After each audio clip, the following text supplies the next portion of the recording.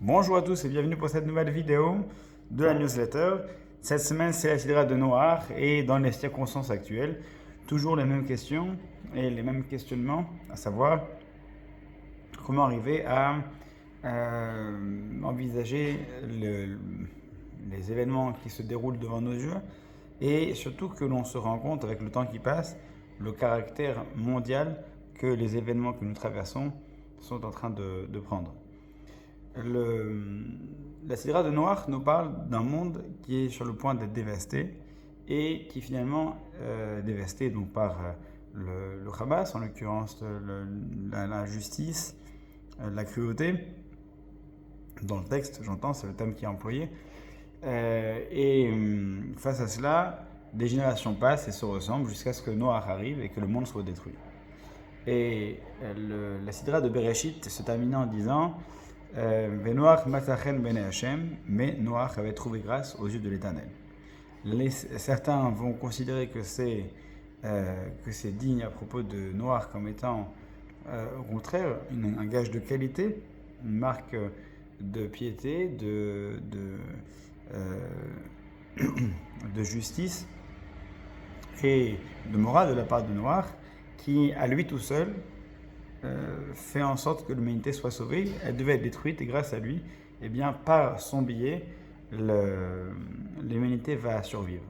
Le Malbim, quant à lui, nous donne une vision qui, vous allez voir, est assez originale et permet de nous faire réfléchir à la situation que nous traversons. Il dit que jusqu'à Noach, le monde, c'est les dernières générations qui l'avaient précédé, le monde était dans une situation telle que il ne valait plus le coup d'être sauvé et qu'il allait vers sa perdition. Et que finalement, c'est Noach qui va faire mériter au monde qu'il soit détruit. Alors c'est étrange comme approche de dire que on doit mériter une destruction. Qu'est-ce que ça veut dire?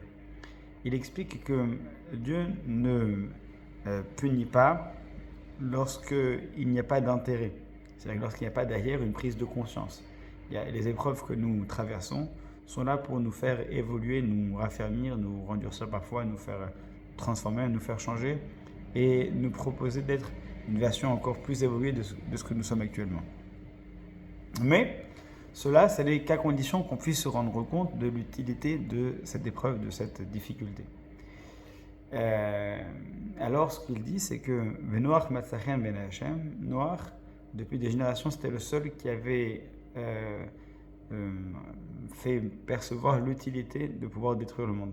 Non pas parce que à cause de lui on l'a détruit, mais parce que grâce à sa piété, sa destruction aurait eu du sens. En d'autres termes, ça veut dire que lorsque une situation est catastrophique, eh bien, on a la possibilité soit d'intervenir et d'essayer de réveiller les gens pour arriver à faire en sorte de transformer la situation, soit c'est à ce point gangréné qu'en tous les cas, il n'y avait rien à sauver. Et à l'époque de Noé, c'était un petit peu le cas.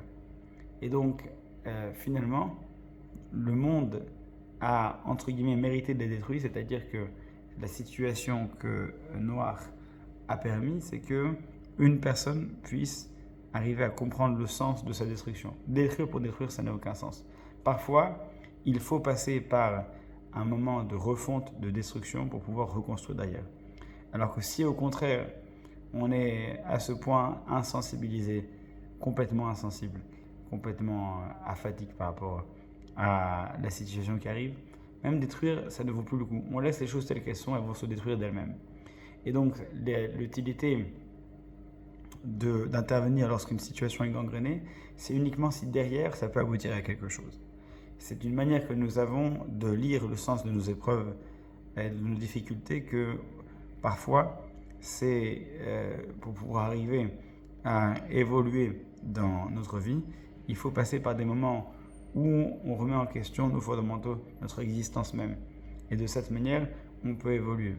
Et c'est, d'après nos sages, une marque au contraire d'affection de la part de Dieu, de pouvoir encore croire en nous, encore croire que ça va changer quelque chose. Et effectivement, nous tous, nous sommes face à cette guerre un petit peu déconfit, on est perdu, on ne sait pas ce que ça va donner. Mais parfois, il existe des guerres qui mènent à des constructions. Il existe des destructions qui mènent à des jours meilleurs parce qu'elles permettent de pouvoir redistribuer des cartes, de pouvoir réinstaurer une forme d'équité, ou en tout cas une forme de justice. On espère que cette guerre sera la dernière et qu'elle permettra de proposer à l'équilibre d'Israël, du Moyen-Orient et en fait, on le voit maintenant, du monde entier, une distribution de la justice qui pourra faire en sorte de mener le monde vers une ère d'équité totale. Shabbat Shalom et à bientôt pour la prochaine newsletter.